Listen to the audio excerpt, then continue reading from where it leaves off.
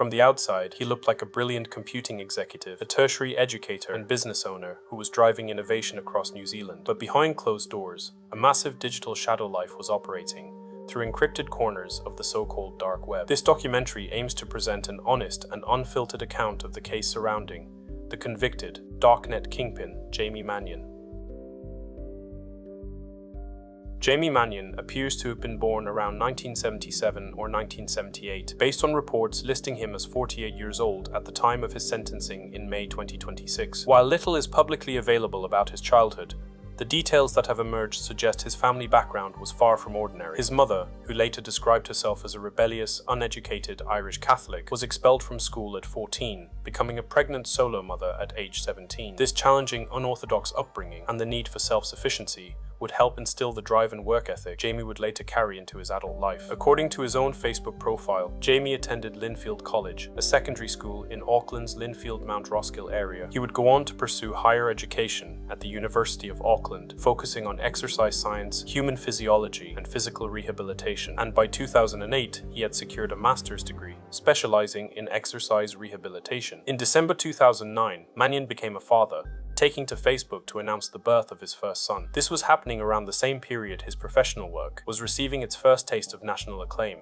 Mannion's professional reputation was built around identifying practical problems and trying to fix them. During his postgraduate university research, he became frustrated by how difficult it was to find human subjects to participate in clinical studies. Instead of accepting it as just another unavoidable roadblock, he collaborated with his mother, Jude Mannion, to create getparticipants.com, a way for researchers and volunteers to get in touch with one another. The project won the top prize at the University of Auckland's Spark Entrepreneurship Challenge in 2008, securing $40,000 in seed funding. Jamie and Jude even received government-level recognition in late 2009, with then Minister Wayne Mapp speaking at the platform's official launch. And while much of the government speech focused specifically on praising Jamie, his mother brought another layer of credibility. After navigating life as a solo teenage mum, Jude went on to build a significant corporate career. She held senior roles, including general manager, for the global food giant Kellogg's, spanning 16 countries. She would later move into charity and social impact ventures, including anti-trafficking campaigns connected to the United Nations, pacemaker recycling, and funeral innovation. Meanwhile, Jamie's academic and professional career would continue to develop. Between 2010 and 2013,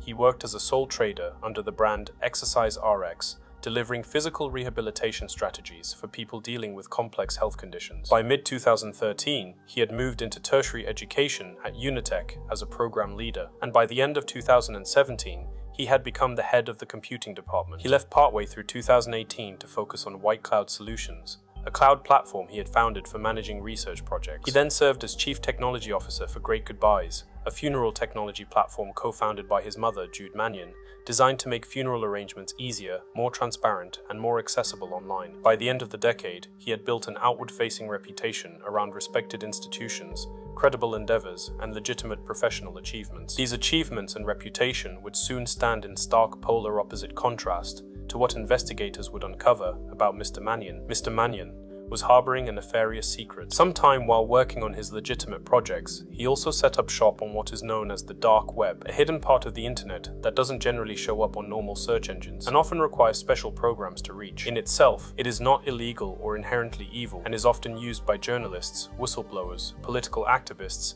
and others who need more private or secure ways to communicate. But that same anonymity the dark web can offer is also used by criminals to hide illegal activity, including clandestine marketplaces built for illegal trade. In Mannion's case, it was the latter, and that hidden world became the digital storefront for a sophisticated drug trafficking ring. Operating from a residential property in Tauranga, Mannion allegedly orchestrated an international smuggling pipeline, cutting out the middlemen and bypassing the need for traditional gang hierarchies altogether. Drawing on the same systems-minded approach that defined his public-facing career, the operation was structured like a modern retail business. Mannion sourced bulk narcotics directly from overseas suppliers, then broke them down for sale through retail channels on hidden dark web storefronts. But the dark web aspect was only the marketplace and communication layer. The supply chain still depended on old-fashioned physical smuggling, packages crossing the border through air freight and international mail. To distance himself from the physical product, Mannion established a logistics network using innocent, unsuspecting third parties. He posted ads on legitimate task and job-seeking websites,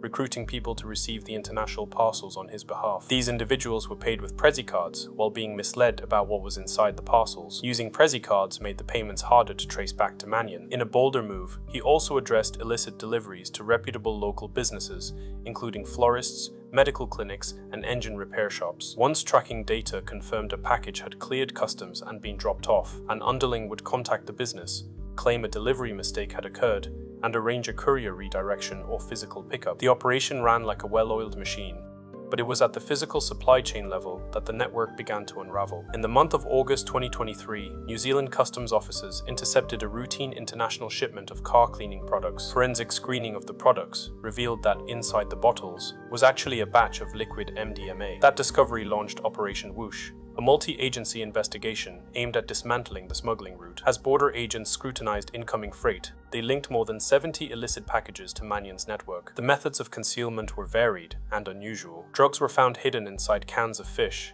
containers of baby formula, hollow ceramic garden gnomes, and even baked directly into the fabric of your standard-looking t-shirts. A major investigative breakthrough came late in the month of October 2023, when customs monitored the importation of an industrial pill press machine from China. Investigators allowed the pill press to clear the border, tracking it to one of Mannion's job listing recruits, before it was physically collected by two 22-year-old Christchurch housemates, Corey David Vigers and Daniel George Kelly. In March 2024, 5 months after the pill press importation first appeared on customs radar, Operation Whoosh came to a head. Officers raided the Christchurch home linked to Kelly and Vigers. Mannion was also arrested and charged. The two housemates were effectively caught red-handed. Forensic teams found the Chinese pill press covered in their fingerprints, alongside hundreds of Superman-shaped MDMA tablets, raw MDMA powder, and 5 cannabis plants. When investigators examined their devices, they found instructions on how to set up and use the pill press, as well as photos of Superman-shaped tablets, nearly identical to the ones found inside the home. The digital evidence also exposed that the two young men were running a Facebook page under the alias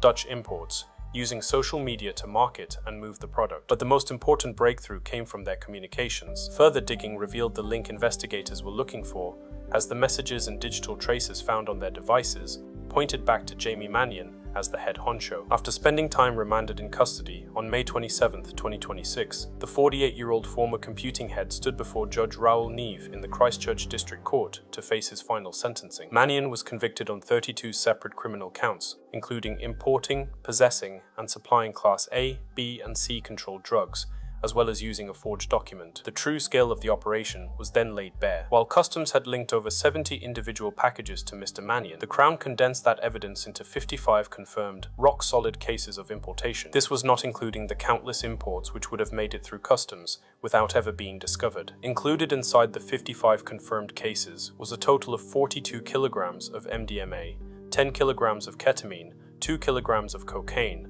plus lesser amounts of various other narcotics. The total value of the drugs amounted to about $15 million and was the equivalent of more than 650,000 doses. Police also traced 182,000 in unexplained income, with some reportedly funneled into a Tauranga mortgage, leading the High Court to restrain the property, bank accounts, and cryptocurrency wallets. Mannion had coordinated the enterprise through encrypted messaging apps, 4 mobile phones, 10 SIM cards, and a forged driver's license, alongside his underlings acting as the buffer layer between him and criminal activity. But one of the most damaging pieces of evidence was Mannion's own record keeping, a meticulous digital spreadsheet used to log parcels, tracking numbers, wholesale buyers, and retail transactions, revealing more than 1,200 distinct dark web sales. During sentencing, Crown Prosecutor William Tafts introduced another striking piece of evidence.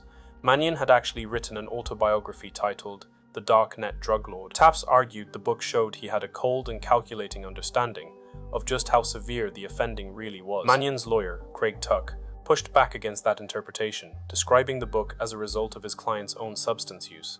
He went on to state, this was a man who was consuming a large quantity of drugs, and that could easily be characterized in such a grandiose way as white powder talking or getting high on his own supply. Tuck continued, explaining that Mannion had suffered from poor self-regulation under the influence, but had since sobered up and taken full responsibility, noting his rehabilitative trajectory as credible and constructive. Another factor raised in court was Mannion's formal diagnosis of autism spectrum disorder. Judge Neve took note of the diagnosis, saying it manifested itself in the slightly obsessive nature of Mannion's offending. However, the judge did not let the diagnosis excuse the offending or its scale. The offending was clearly highly premeditated.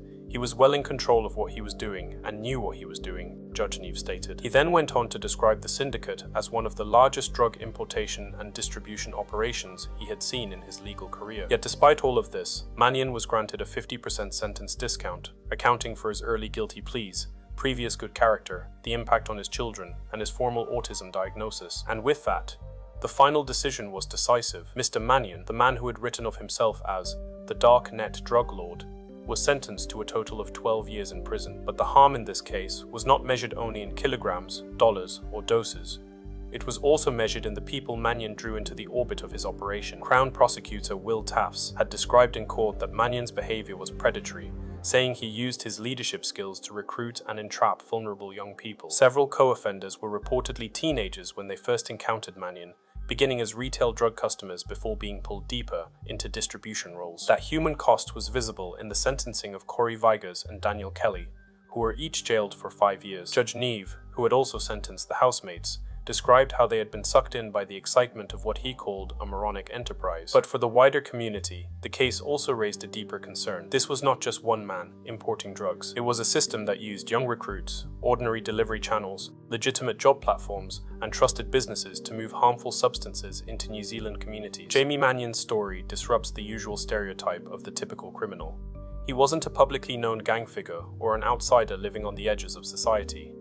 His public-facing life was tied to universities, research, technology, entrepreneurship, and respected institutions. That same public image and technical competence now sat beside a massive criminal case built on secrecy, exploitation, and serious social harm. It's a reminder that the version of someone we see in public is not always the full story. Sometimes, the most carefully built reputations hide the deepest contradictions. What are your thoughts on the sentence handed down to Mr. Mannion? Do you believe the 50% discount was a fair application of judicial mercy? Or did the scale of the offending and predatory grooming of younger offenders demand a far more severe penalty? Share your perspectives in the comments below. If you found this documentary informative, please consider liking this video and subscribing for more in-depth explorations of often overlooked, lesser-known stories. Who else would you like to see us detail next? Your engagement helps us continue to shed light on otherwise unheard narratives.